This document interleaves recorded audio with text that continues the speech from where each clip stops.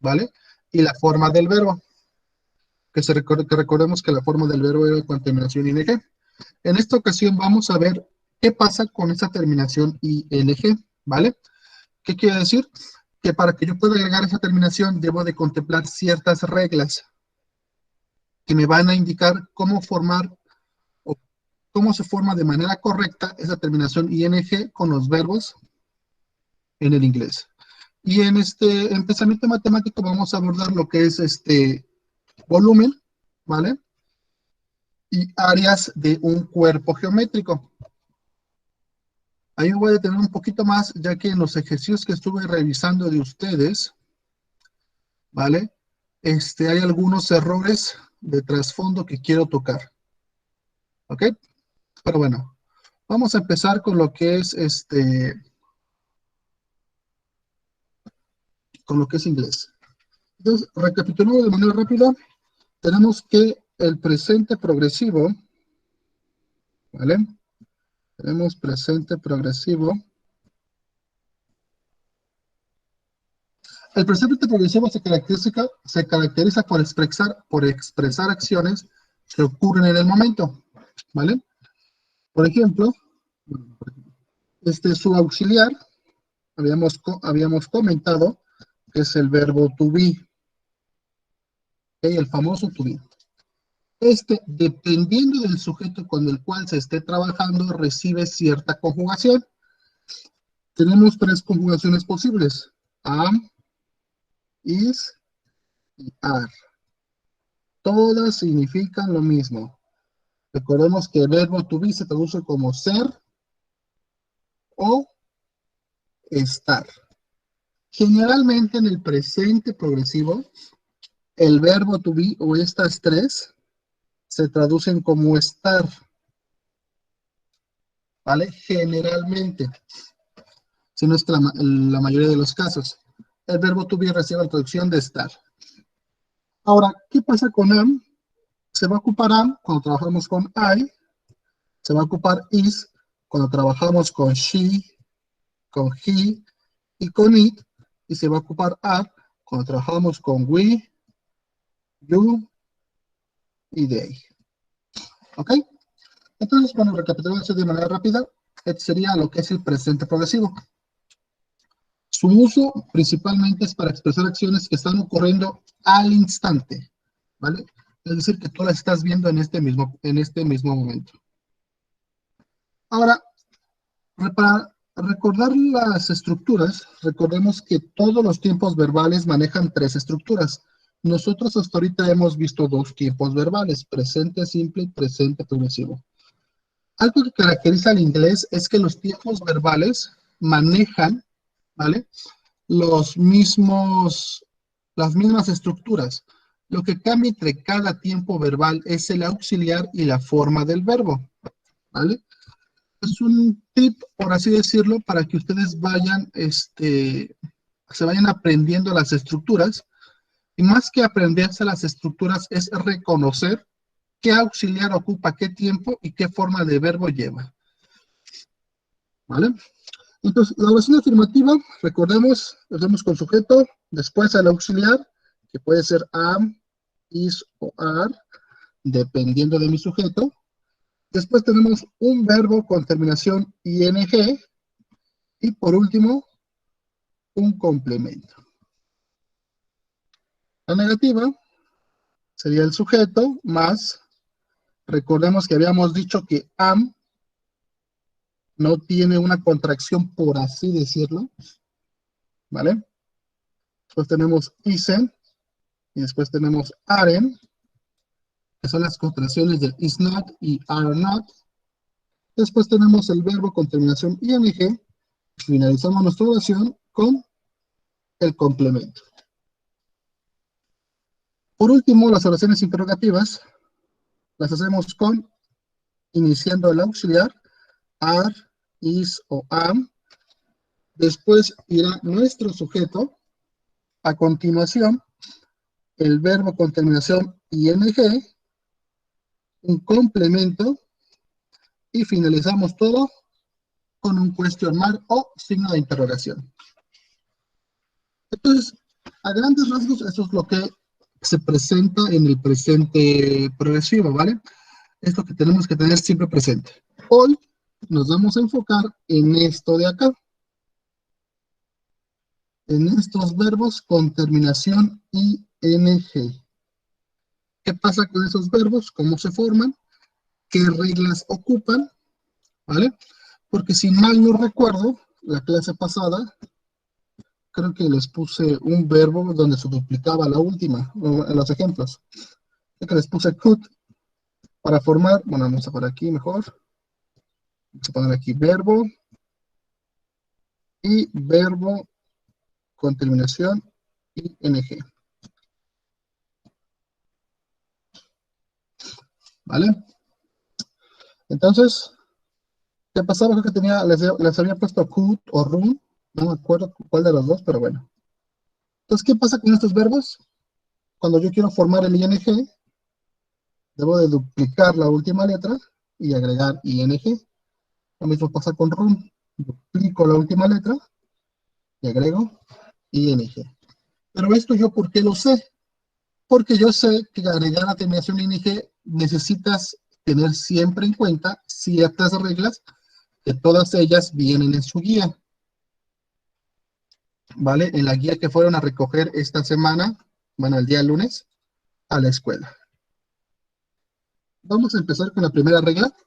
Me dice que si el verbo acaba en e, esta se quita y se añade ing. Entonces, la primera dice que si el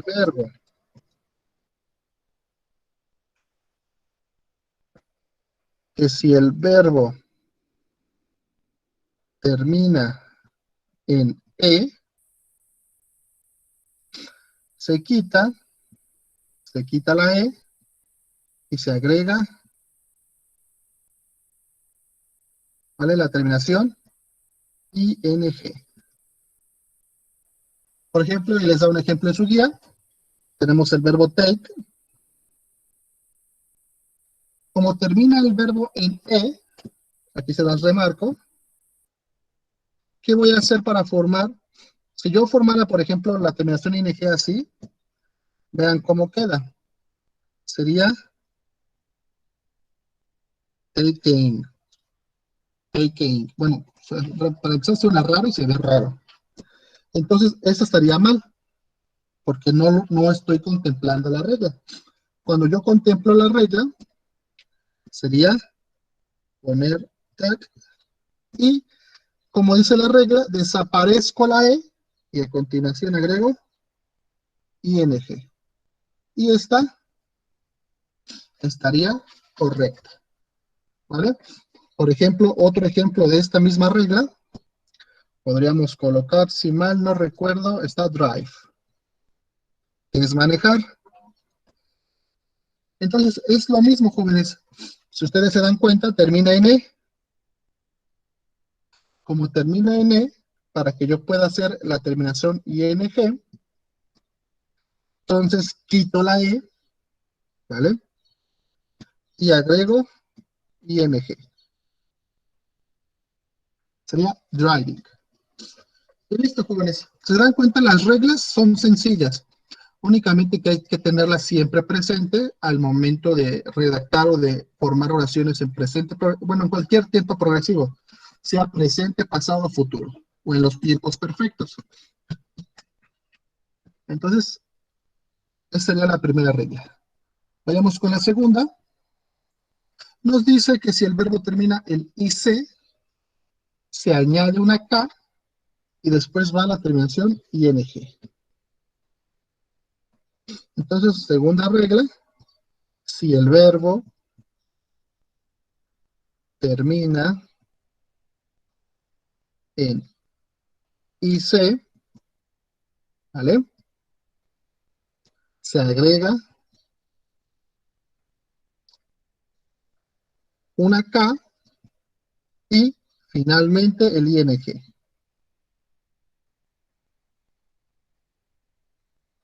Entonces, mucho ojo con esta, ¿vale? A diferencia de la otra, aquí no vamos a desaparecer el I y el C, como lo hacíamos acá con la E. Aquí nos dice que se agrega una K y que se termina la oración con ing, ¿vale? Nos da un ejemplo, en este caso es picnic.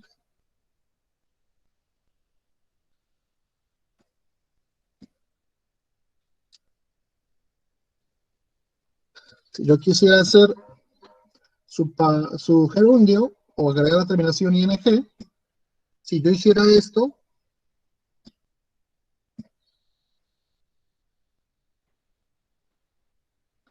este verbo estaría mal, ¿vale? Estaría mal conjugado, porque no estoy siguiendo la regla. Entonces, me dice mi regla que escriba tal cual el verbo, que sería picnic, que agregue una K y posteriormente ing, ¿vale? Entonces, se dan cuenta, aquí está la terminación IC. Bueno, no es que no le pongo puntito a la I, pero ahí está la terminación IC. Posteriormente, agregas la K y cierras con la terminación ing, ¿vale?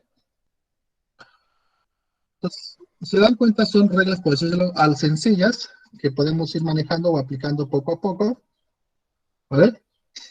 Pero que también son importantes, porque muchas veces estos tiempos que son muy fáciles se llegan a dificultar por ese tipo de reglas, ya que generalmente cuando nosotros presentamos un examen o no sé, escribimos o redactamos una oración o empezamos a escribir textos en un tiempo progresivo, esto siempre se deja de lado. Muchos se preocupan, muchos se preocupan siempre por esto, nada más, y bueno, principalmente por el to be. Es lo que siempre uno toma en cuenta al momento de empezar a redactar o hablar en tiempos progresivos. Siempre se preocupa por el verbo to be, porque como el verbo to be cambia, pues hay que saber siempre cuándo es am, cuándo es is o cuándo es are, o cuándo es were o cuándo es was. Entonces siempre, esa es la principal preocupación de todos los que estudian inglés. Y dejan de lado los verbos con ing, porque pues generalmente siempre se le va a agregar ing, nada más. Pero hay otros verbos que no, y es cuando empiezan las dificultades. Entonces, regresando a las reglas, vamos con la tercera.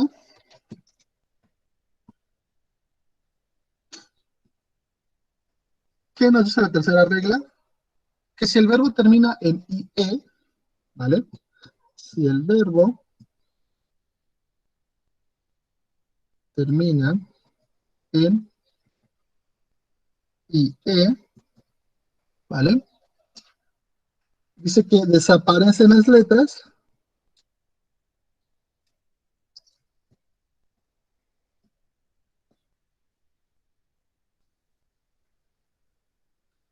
y se agrega ING,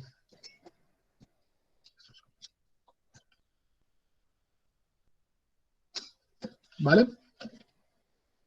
Entonces, vamos a ver un ejemplo.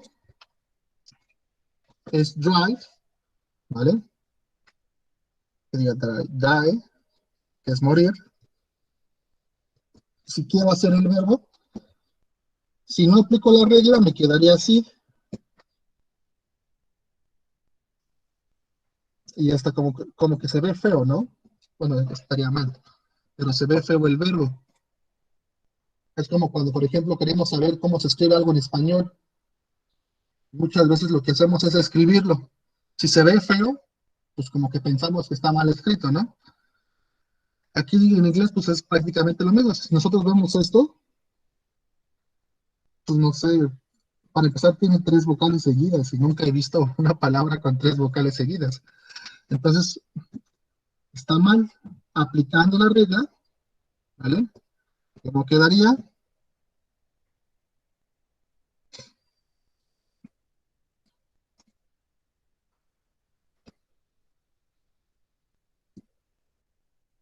Quedaría, ¿vale? y esta ya estaría correcta.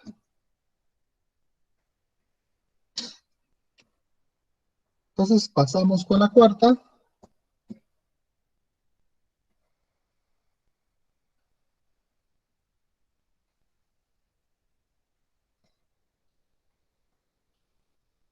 Me dice que si el verbo termina en L, vamos a poner la mayúscula para diferenciarla mejor, esta se duplica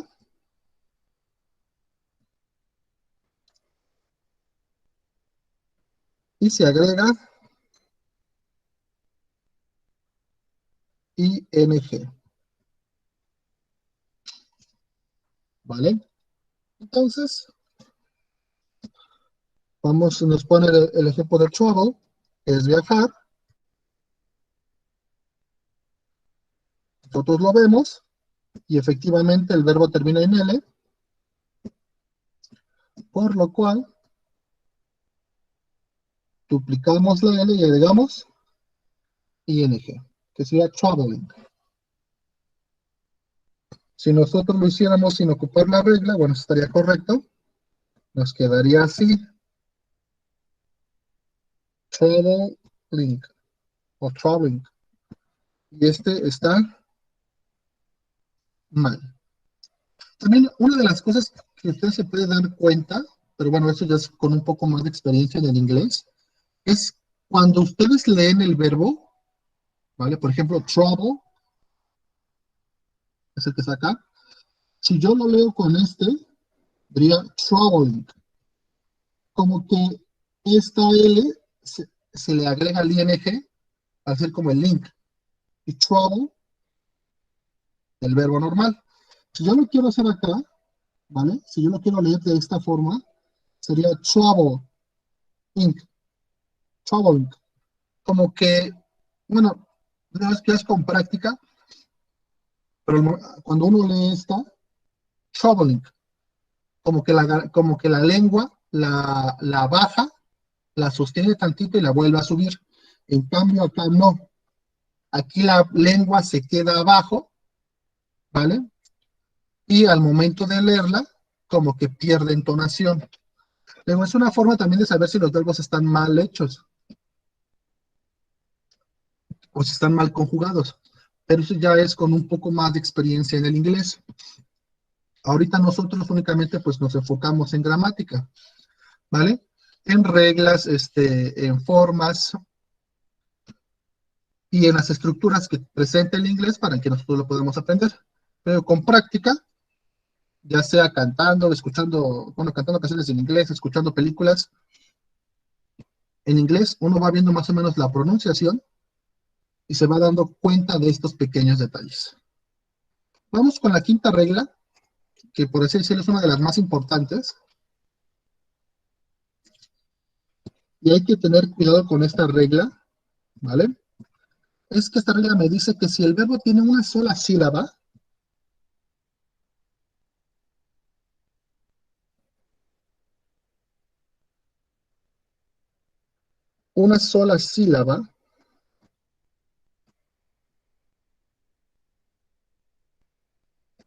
que acabe en consonante seguida de una vocal,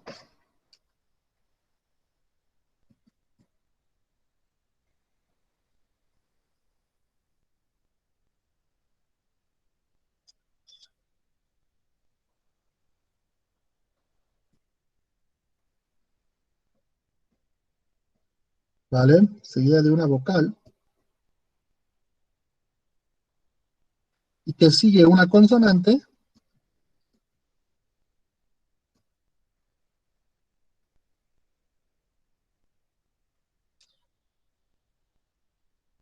se duplica la última,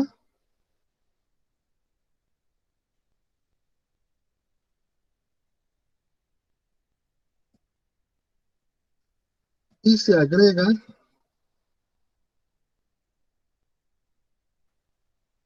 ing, ¿vale? Es un poco confusa la regla como tal, pero es la que vimos al inicio. hay que tener en cuenta, ¿vale? Que esta regla tiene, por así decirlo, dos facetas.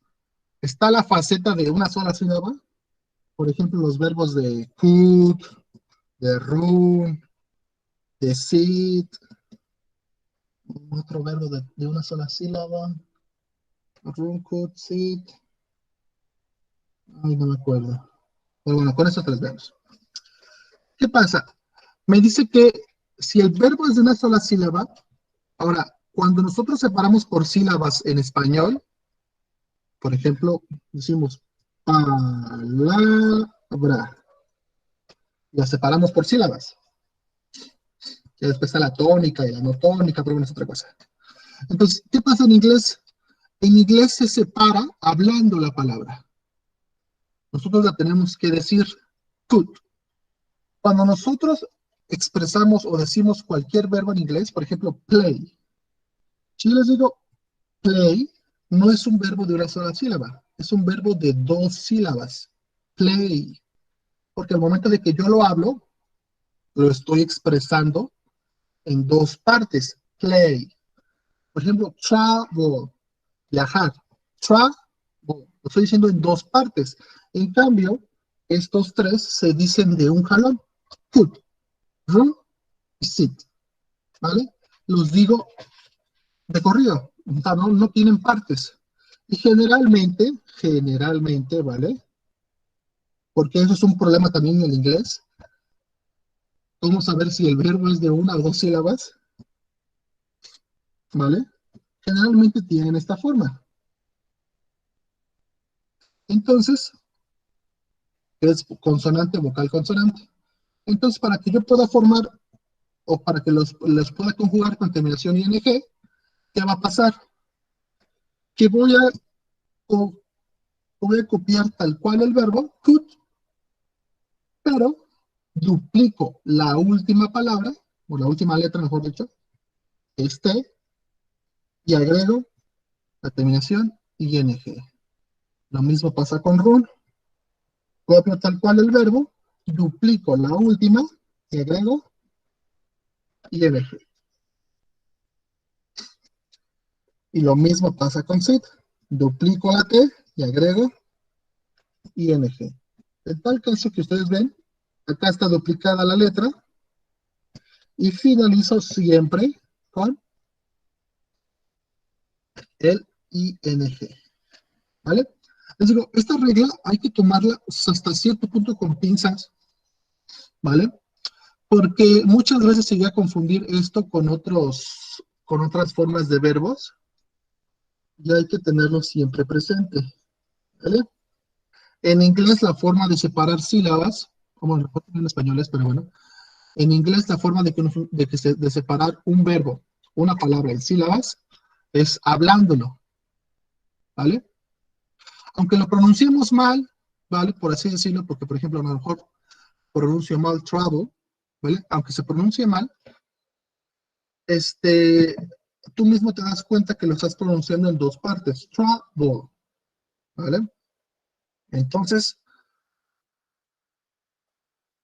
hay que tener cuidado con esta regla, ¿vale? Entonces, iríamos con la última, que sería la sexta, y la sexta más o menos es una derivada de la quinta.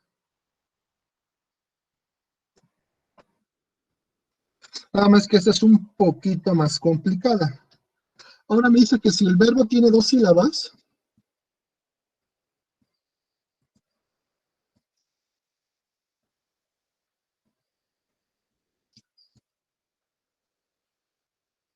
y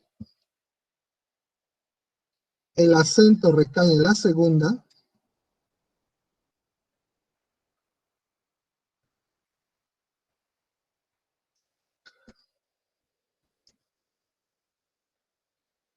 y acaba en consonante,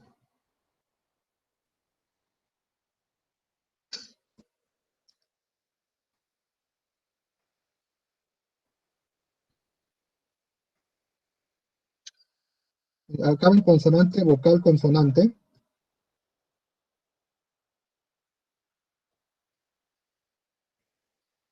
Se duplica la última palabra.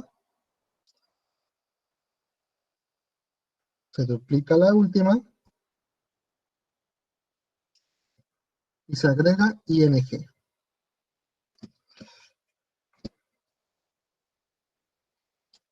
¿Vale? Después, esa es la que es más complicada.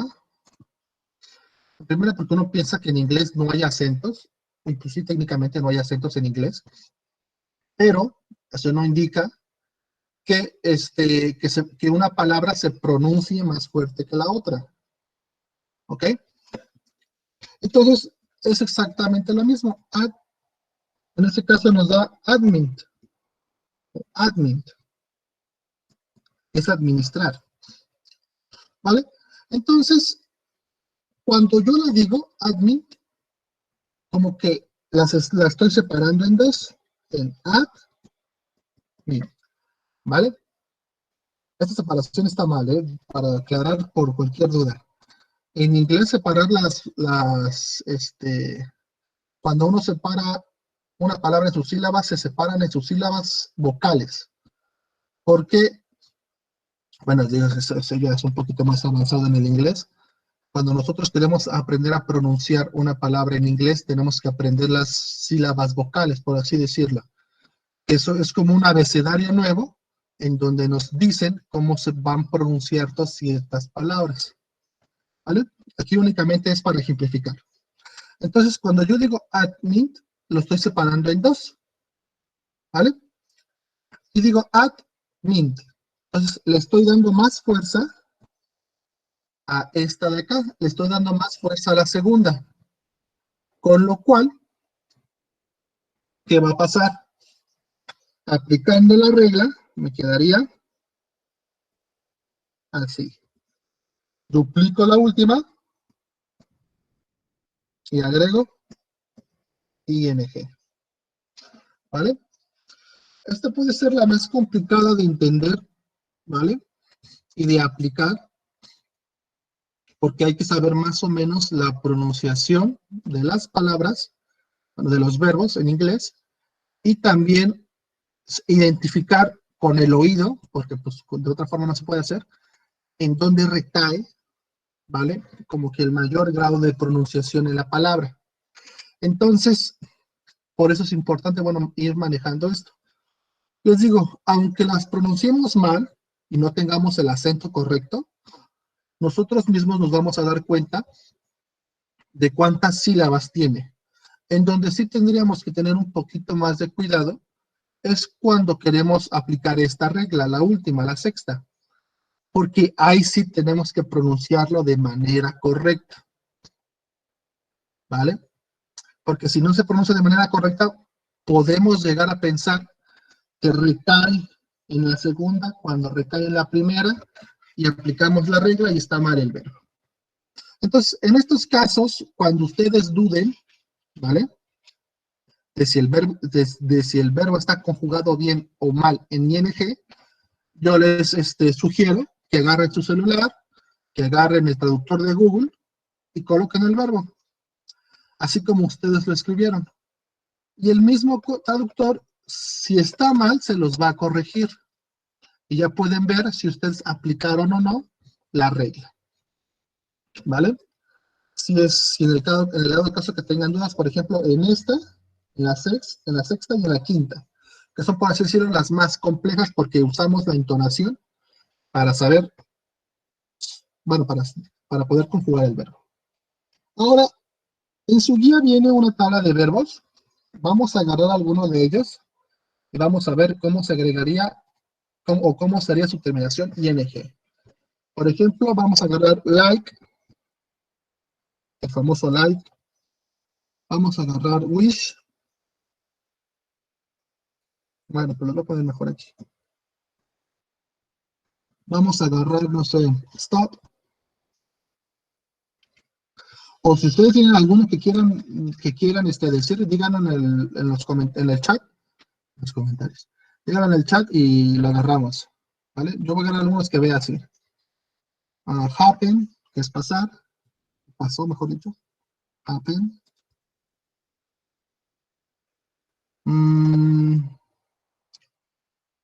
Wash, que también es medio famosito.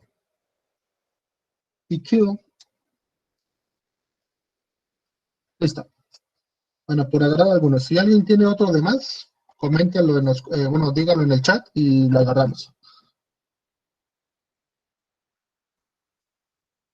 Listo, vamos a aplicar la regla. Mejor dicho, vamos a conjugarlos. Like. Entonces, yo observo like, termina en E, ¿vale? Y hay una regla que me dice que si termina en E, de hecho es la primerita. Si el verbo acaba en E, ¿qué va a pasar? Quito la E y agrego ing. Por lo cual, quedaría como, quito la E y agrego ing. Vamos, por ejemplo, con wish. Cuando yo leo wish, también lo leo de un jalón, ¿vale? Es, por ejemplo, como cuando leía run, de un jalón. Wish, también lo leo de un jalón, pero ¿qué pasa?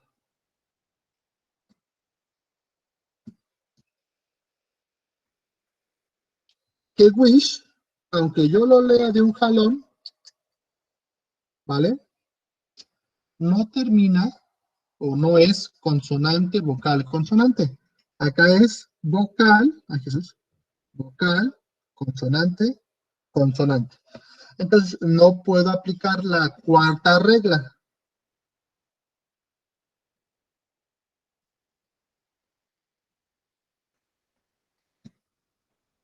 No puedo aplicar la cuarta regla. Entonces, únicamente, ¿qué va a pasar? Pues agrego la terminación ing. Porque a este verbo no puedo aplicarle, no puedo agregar, no puedo aplicarle ninguna regla. Entonces vamos con stop.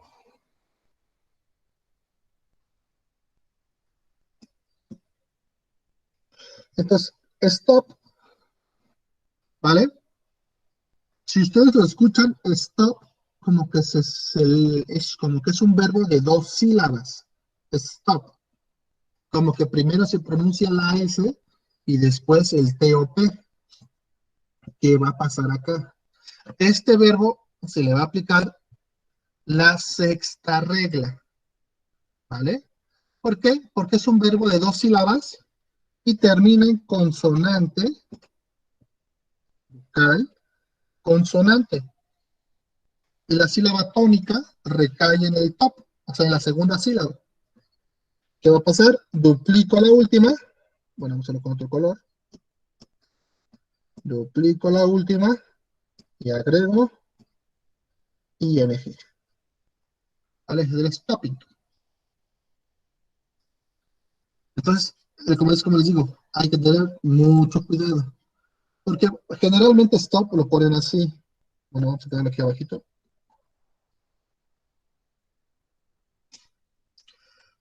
¿Vale? No le aplicaron la regla y el verbo está mal conjugado. Porque no estamos empleando la sexta regla. Vamos con happen.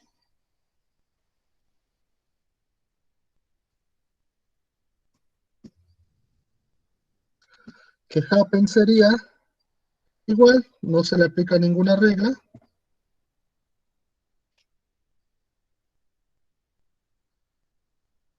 Y se agrega únicamente la terminación ing. Bueno, vamos a hacerlo con otro color para resaltarlo.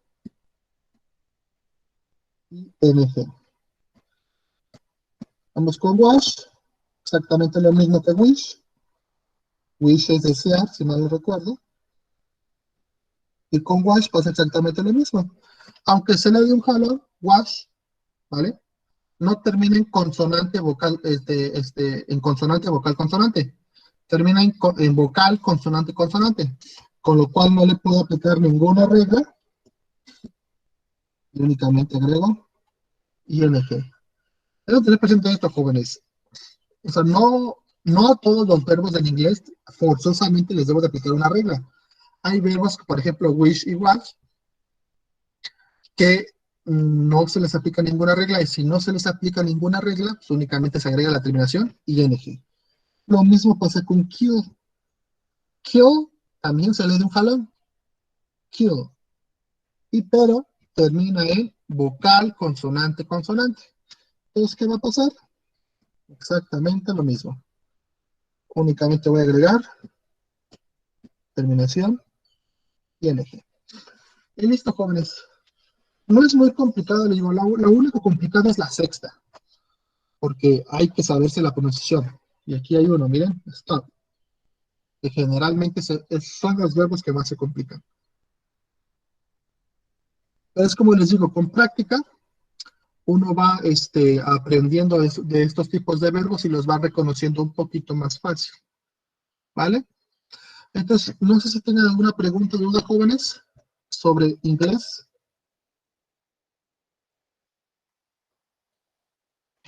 Dudas, preguntas que tengan sobre cómo hacer los verbos con terminación ing.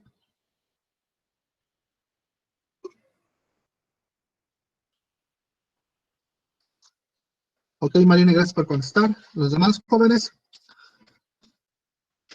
quien tenga dudas, dígalo, ¿eh? O sea, aquí no hay de que tengo dudas, pero me callo. No, si tienen dudas, adelante, con ningún problema, jóvenes.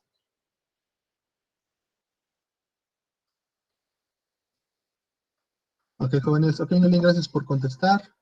Ok, Arisbet. Entonces, siempre que uno aprende una nueva lengua, jóvenes, no sé si por ejemplo aquí haya algunos de ustedes que hable náhuatl, ¿vale? Pero siempre al aprender una nueva lengua, hay que tener cuidado. ¿Qué pasó, Pedro? Levantaste la mano, ¿qué pasó? ¿Quieres comentar algo? Pedro, Pedro, ¿me escuchas? Pedro Pablo, ¿eh? ¿Quieres comentar algo? ¿No? No, profe, es que me equivoqué. Ah, ok. Entonces, bueno, pues, al aprender siempre una nueva lengua, siempre es complicado en un inicio, ¿vale?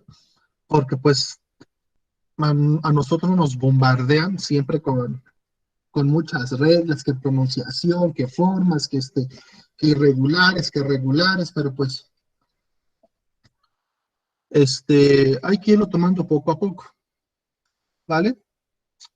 Y en el caso de inglés, pues es lo mismo. Nosotros estamos acostumbrados a hablar español y generalmente siempre lo vamos a hablar mal, ¿vale? ¿Por qué? Porque aunque nosotros sea nuestra lengua, por así decirlo, materna, con la cual nosotros crecimos y aprendemos a hablar, muchas veces, pues, aprendemos porque escuchamos, ¿vale? Generalmente eso se da en la niñez cuando ustedes aprenden de sus papás.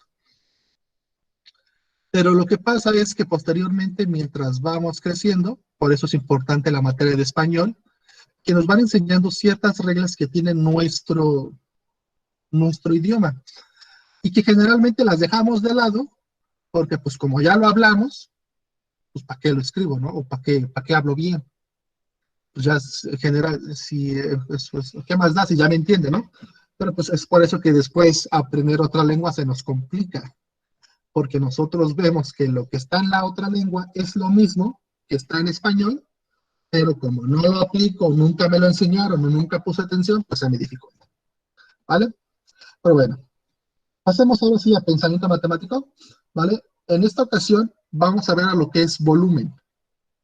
Si se acuerdan, nosotros ya vimos lo que es área y perímetro, ¿vale? Recordando rápido, perímetro, contorno, bueno, sinónimo de contorno, que sería esto de verde que estoy subrayando, eso sería el perímetro.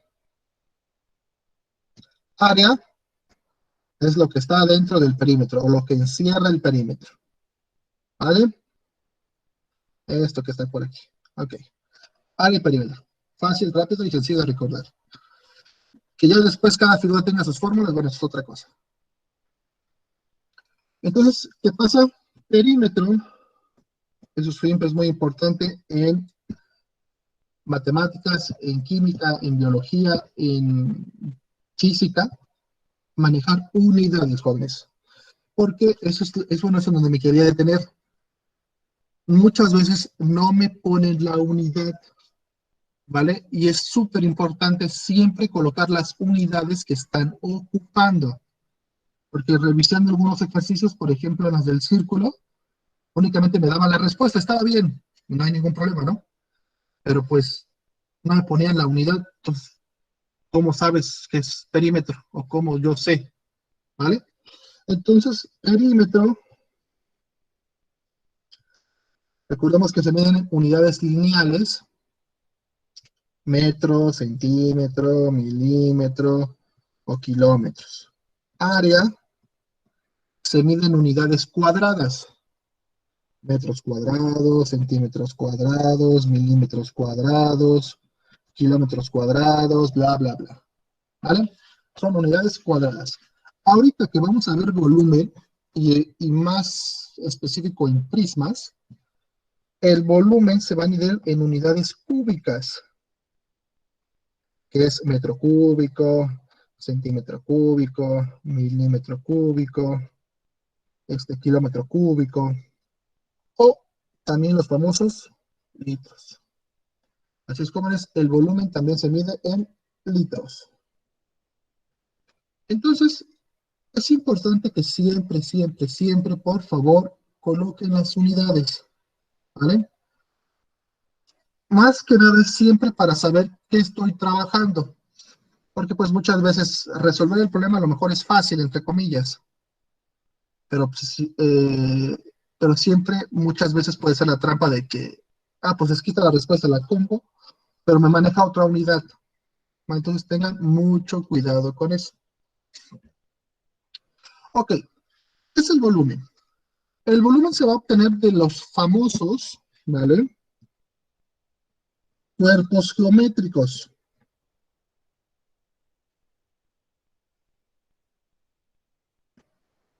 Podemos, por así decirlo, dividirlos en tres, que son pirámides, prismas y los sólidos platónicos.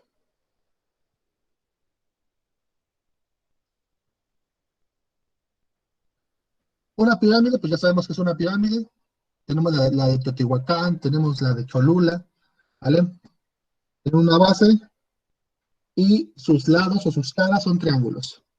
Hoy nos vamos a enfocar en lo que son prismas, ¿vale? Porque a partir del prisma sale la pirámide, pero es otra cosa. Vamos a enfocarnos en prismas. Cuando nosotros vemos por primera vez, no sé si lo vieron en primaria, pero creo que se ve, o en secundaria, voy a ver si me sale aquí un dibujo.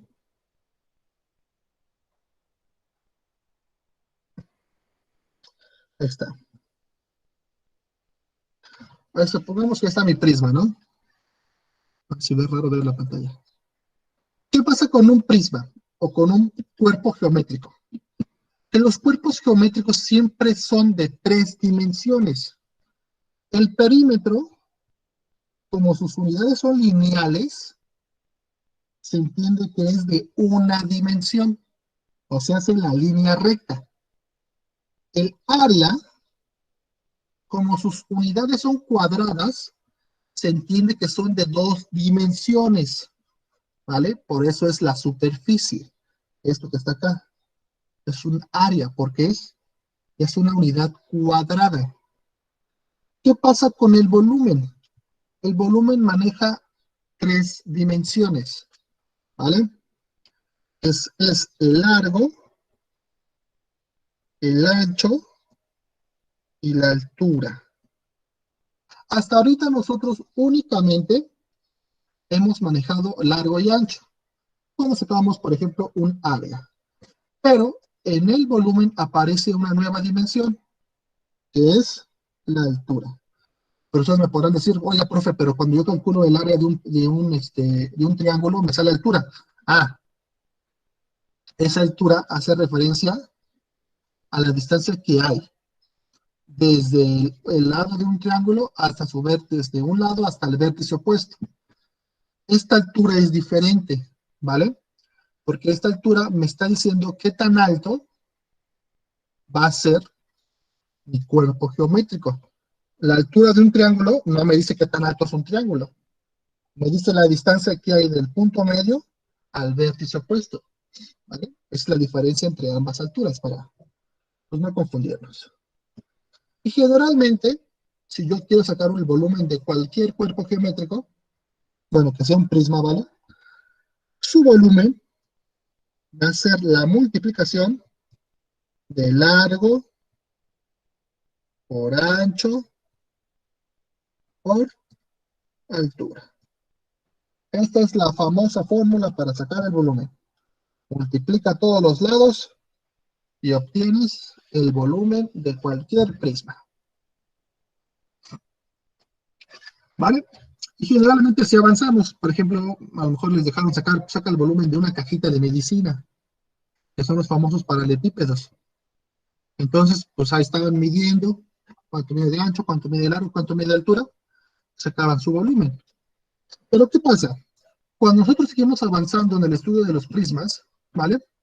Ahorita, por ejemplo, sería fácil, no hay ningún problema en sacar este. Pero ¿qué pasa, por ejemplo, de un prisma triangular? ¿O qué pasa de un prisma pentagonal, de un prisma hexagonal? Yo no puedo aplicar la misma. Largo, porque ¿cuál sería mi largo y cuál sería mi ancho? Entonces es cuando entramos en conflicto. Pero los matemáticos se la arreglaron para decir, a ver, espérate, si quieres sacar el volumen de cualquier prisma, pues ocupa esta fórmula. Área de la base por altura. Y con esta fórmula, jóvenes, es que nosotros podemos obtener el volumen de cualquier prisma, sea pentagonal, hexagonal, triangular, cuadrangular, rectangular, octogonal, decagonal, cual sea. ¿Por qué? Porque únicamente con esto que está acá, me dice, pues depende de tu base, multiplícalo por la altura y tienes el prisma, o tienes el volumen del prisma. ¿Vale? Entonces, el volumen es la medida que tiene el prisma, o es la medida que nos va a dar, ¿vale? De las dimensiones que ocupa en el espacio, ¿vale? Pero también a un prisma se le pueden sacar áreas. Entonces es cuando conocemos lo que es el área lateral, bueno, aquí lo puse muy grande, así, y el área total. ¿Qué es el área lateral? Cuando ustedes dibujan un prisma o lo ven o lo construyen, van a ver que siempre a los lados, o por los lados mejor dicho, tiene rectángulos. Esos rectángulos son las caras laterales del prisma. Entonces, a esos rectángulos es que yo les saco lo que es el área lateral. El área lateral, ¿vale? ¿Cómo se va a obtener? Es perímetro de la base por altura.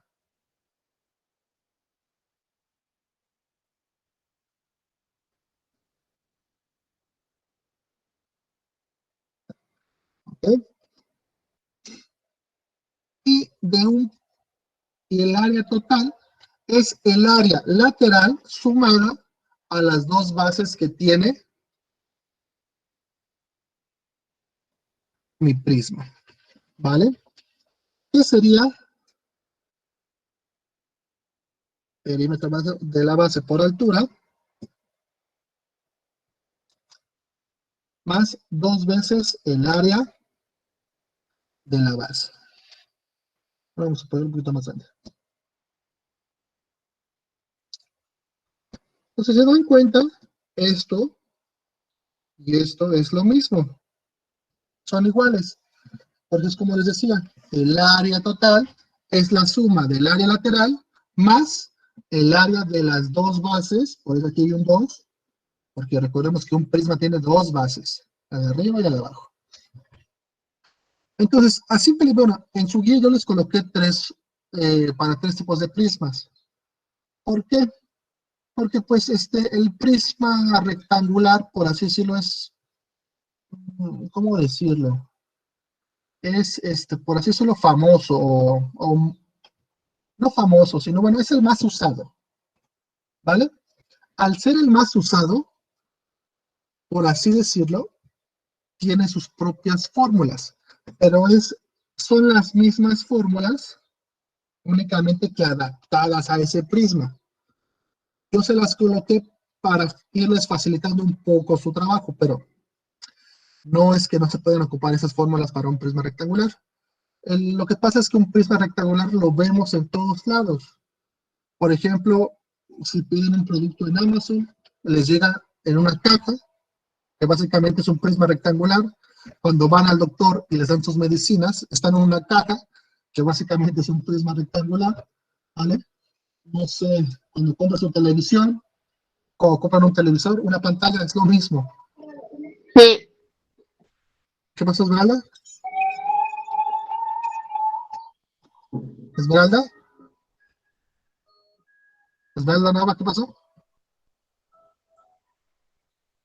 ¿Abriste tu micrófono? Ahí está. Por eso les digo, o sea, básicamente, bueno, por eso las coloqué, porque básicamente casi todo lo que nosotros compramos viene encerrado en cajas, y las cajas tienen forma de prisma rectangular. El cereal, las galletas, el chocolate, bueno, comida, ¿no? ¿Qué más? Los productos que compramos, los electrodomésticos vienen en cajas, bla, bla, bla. Por eso les digo que son especiales, ¿vale? ¿Se les aplican las mismas fórmulas? Claro que se les aplican las mismas fórmulas, únicamente que por ser un producto o por ser algo que siempre se ocupa, tienen sus fórmulas especiales para facilitar, entre comillas, un poco el proceso de obtención de estos tres datos. ¿Vale? Entonces no se espanten, no es que hay que aprenderse varias fórmulas, claro que no. Aprendiéndose estas tres, pueden sacar el volumen de cualquier prisma, el área lateral de cualquier prisma y el área total de cualquier prisma. ¿Vale? Vamos a ver un ejemplo para terminar con la clase. Pero vamos a ver un ejemplo de un prisma. Bueno, no voy a hacer aquí el dibujo, pero supongamos que tenemos un prisma hexagonal.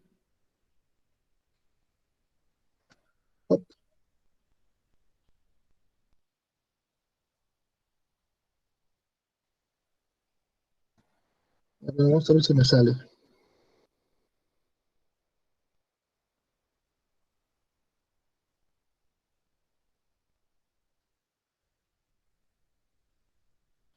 Bueno, supongamos que ahí salió, ¿no?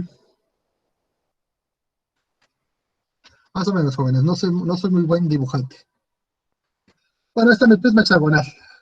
Me dice que tiene de altura, ¿qué les parece? 50 centímetros. ¿Vale? Me dice también que este lado, o un lado del hexágono, mide 5 centímetros. El apotema del hexágono es de 15 centímetros. ¿Vale? Y entonces me piden calcular su volumen, su área lateral y su área total. Vamos a ver cómo se haría, porque muchas veces esto ya es un problema. Ok, vamos a calcular el volumen, que es lo más fácil. Me dice que el volumen va a ser igual a área de la base por altura. En este caso yo tengo un prisma hexagonal. Recordando la clase pasada o la guía pasada o sus apuntes pasados, a ustedes se les enseñó cómo se calcula el área de un polígono regular. Entonces, el área de la base es el área de un hexágono, porque es un prisma hexagonal. Entonces, perímetro por apotema sobre 2 por altura. Ahora, jóvenes, yo les recomiendo siempre que transformen la fórmula. Esta es la fórmula original que a mí me dan. La de abajo, yo la transformé para calcular, ¿ok?, el volumen de un prisma hexagonal. Lo que pasa es que siempre estas fórmulas que nos dan a nosotros están generalizadas. Es decir, pues para que no pase lo que pasó aquí, para que no pase lo que pasó acá con esta. Esta fórmula no es generalizada, solo sirve para prismas rectangulares, nada más. Entonces, ¿qué pasa cuando yo quiero sacar el de un prisma cuadrangular, el de un prisma triangular? Ya no sirve la misma fórmula. Entonces, por eso se generaliza y se crean estas fórmulas. Lo que pasa cuando yo resuelvo un ejercicio es que esa fórmula la vuelvo o la hago propia del problema que estoy resolviendo. En esto, esta que está acá es para un prisma hexagonal. ¿Ok? Se las pudo haber puesto en su guía, pero decidí no hacerlo en primera porque sería más hojas, ¿vale? Y en segunda, porque eso es algo que nosotros mismos debemos de hacer, es un proceso cognitivo que nosotros debemos de realizar, ¿vale? Que hay que personalizar las fórmulas que a mí me dan, ¿ok? Bueno, aclarado este punto, ahora sí, aplicamos la fórmula. Me dice que el volumen es igual al perímetro, pero ¿el perímetro de quién? El perímetro del hexágono. Sabemos que el hexágono tiene de lado 5 centímetros, acá me lo dicen. Entonces, el perímetro del hexágono sería 5, 10, 15, 20, 25, 30 centímetros. Por el apotema, que es de 15, sobre 2, todo esto va multiplicado por la altura, que es de 50. Realizo operaciones, 30 por 15, son 450, volumen es igual a 450 sobre 2 por 50. Ahora divido 450 entre 2, me da 225 por 50, y lo multiplico por 50 y me da un resultado de que mi volumen es igual a 11.250 centímetros cúbicos. Ese es el volumen de mi prisma hexagonal. ¿Vale? Si se dan cuenta, es personalizar la fórmula, por así decirlo, sustituir, ir realizando las operaciones en orden, porque algo que también siempre pasa es que quieren meter todo en la calculadora, y por meter todo en la calculadora muchas veces el resultado no está mal, porque las calculadoras no piensan, jóvenes, únicamente operan. Dependiendo de cómo yo meta los datos, es lo que la calculadora me va a arrojar. Entonces, por eso siempre hay que irlas haciendo paso a paso. Primero multiplico, después dividir y volví a multiplicar. ¿Ok? ¿Dudas, jóvenes, con esto? ¿Preguntas? Para terminar con el área lateral, el área total.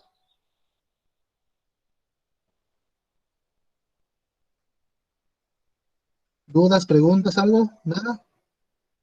¿Ok, Mariane?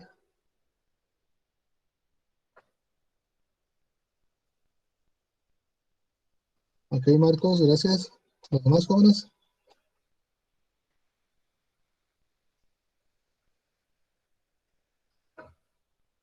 Esmeralda, sales. Pasemos al área lateral entonces. Área lateral me dicen que es igual a perímetro de la base por altura. Ok, Pedro, perímetro de la base por altura. Si ustedes son observadores, y espero que lo sean, yo ya saqué el perímetro de la base, ¿vale? ¿Cuándo lo saqué? Porque me lo estaba pidiendo el problema. Aquí dice perímetro. ¿Y cuánto me dio? 30. Entonces ya tengo la mitad del problema hecho. El perímetro de la base ya lo calculé, ¿vale? Como ya lo calculé, pues para ahorrarme pasos, vales. Y únicamente pues la altura es 50, ¿no? Y así de fácil, jóvenes. Sencillo. Sin, por eso siempre hay que ser observadores, ¿vale? Entonces, así de sencillo, rápido. Nada más hago esa multiplicación y listo. 30 por 50 son 1500. A ver, efectivamente son 1500. Y listo. Pongo su unidad y ya calculé el área lateral de ese prisma. ¿Vale? Fácil, rápido y sin ningún problema. Vamos con el área total. Me dice que es igual a perímetro de la base por la altura, al perímetro de la base, por la altura más 2 veces el área de la base. De igual forma, jóvenes, ya calculé esto que está acá, ¿no? Déjame ver. Ya calculé esto. ¿Cuánto me dio? 1500. Entonces lo coloco de una vez. Más 2 veces el área de la base. Eso también ya lo hice. ¿Vale? ¿Dónde lo hice? Cuando calculé el volumen. Pero entre todo esto, ¿cuál es su área? El área es el resultado de esta operación. ¿Sí o no? Y si voy siguiendo mi procedimiento, el resultado de esa operación está acá. 225. Entonces, ¿se dan cuenta, jóvenes? Prácticamente, bueno, esto es regalado. Pero bueno. Entonces, ahí está. Hago esas operaciones. 1500 más, que serían 450. Si no, 225 por 2, 150. Área total es igual a 1950 centímetros cuadrados.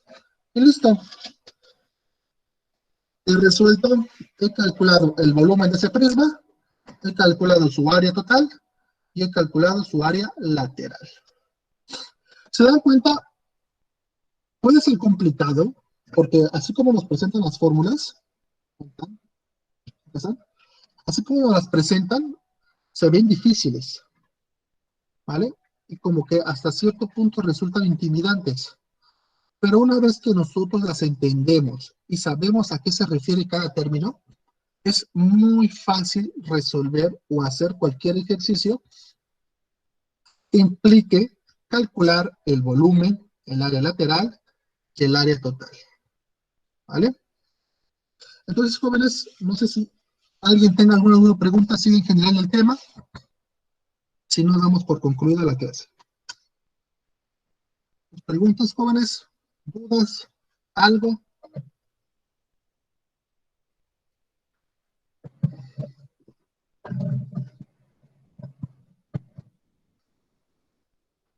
Ok, Nelly. Gracias por contestar. ¿Y Mayrene ninguna? ¿Y Marcos? Ok, Elizabeth. ¿Y Esmeralda? Bueno, entonces, si nadie tiene dudas, jóvenes, pues sería todo por la clase de hoy. Una disculpa por que fuera hasta las 11:30, pero les digo, mi computadora se actualizó, se alentó, se volvió loca y la tuve que reiniciar. Entonces, ya vamos para finalizar, jóvenes, pedirles que prendan su cámara para tomar la evidencia. Déjenme salgo de acá y déjenme abro un nuevo Word. Dale. Nuevo. Ah. Ahora sí, jóvenes, por si pueden prender tu cámara, por favor. Arcángel, Maite, Esmeralda, Marcos, Pedro Tello y Pedro Pablo, Neilín, Dana, Esmeralda, Mairene. Ok, Maite, gracias. Arcángel, Arisbet, gracias, Arcángel. Gracias, Neilín. Pues prenda su cámara, por favor, jóvenes. Muchas gracias a los que prendieron. Bueno, jóvenes, ya para finalizar, recordarles, gracias, Arisbet, recordarles que la fecha de su examen es el 18 de marzo, la siguiente semana, jueves. La fecha y los horarios ya están en sus guías, son los mismos que hemos manejado. Para los que vayan a hacer examen, ahí están las fechas, ¿vale? Recuerden que el examen son 10 preguntas con 4 incisos cada uno. La liga del examen se les va a mandar al grupo de WhatsApp del primer año, así que estén atentos. Es 1 hora para contestarlo. Si llegan a tener algún problema, por favor, manden el mensaje. Los que vayan a hacer los productos integradores de ambas materias, la fecha límite para la entrega es el viernes 19 de marzo, y también es la fecha de entrega de sus evidencias de esta semana, bueno, de esa segunda guía. ¿Ok? Entonces, bueno, jóvenes, les deseo un bonito fin de semana. Nada más. Ok, Nelly, muchas gracias. Excelente día, Nelly. Nada más, jóvenes, los que aún no entregan sus evidencias, por favor, pónganse al corriente, ¿vale? Con la entrega de evidencias para que puedan salir bien evaluados y no nos obliguen a andar tras de ustedes como locos. ¿Ok? Entonces, bueno, jóvenes, que tengan un bonito día y un buen fin de semana aquí que viene. Recordarles también que el lunes no hay clases, suspensión de labores, y se pueden relajar poquito. Pero nada más poquito, ¿eh? Pero bueno, jóvenes, hasta luego, Marcos. Marcos, ya te dije que, Marcos, te lo he dicho varias veces, creo. Tú hasta lleva H, por favor. Es una preposición, hasta. Hasta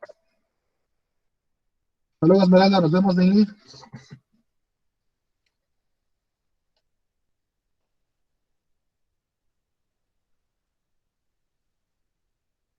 Hasta luego, Pedro. Nos vemos. Adiós, Arisbet. Hasta luego.